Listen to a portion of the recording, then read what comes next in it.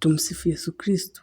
Mpendwa mtazamaji, kwa majonzi mazito na masikitiko, Kanisa Katoliki Peramiho na Wakristo na waumini wote wanasikitika kupokea taarifa ya kifo cha mbunge wa jimbo la Peramiho, hayati Jenista Joakim Mhagama, kilichotokea siku hii ya leo tarehe 11 mwezi wa 12 mwaka 2025 jijini Dodoma.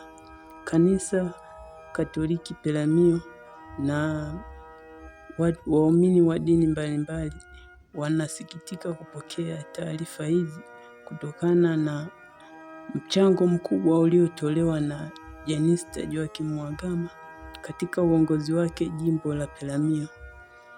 Jenista Joakim Mhagama alizaliwa tarehe 23 mwezi wa 6 mwaka 1967 na baba yake mzazi Joakim Mgonyani na mama yake mzazi Epifania Shao katika ukoo wa Chifu Gama huko kwa Wangoni, na alisoma shule ya msingi mwaka 1976 hadi mwaka 1982 katika shule ya msingi ya Mfaranyaki Songea, na elimu yake ya sekondari katika sekondari ya wasichana ya Peramiho mwaka 1986, na mwaka 1987 hadi mwaka 1989 alipata elimu ya kidato cha 5 na kidato cha 6, na baada ya stashahada ya ualimu mwaka 1990.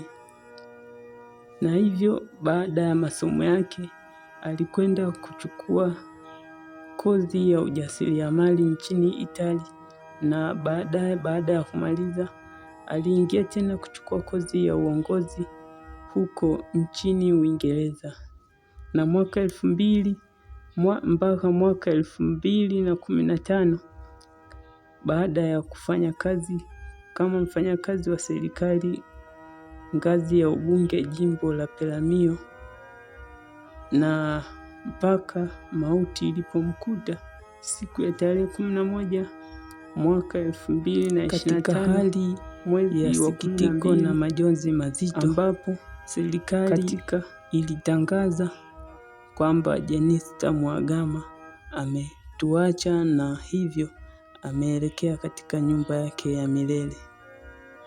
Tunamwombea kwa Mwenyezi Mungu raha ya milele na mwanga wa milele, Mungu mwangazie, apumzike kwa amani.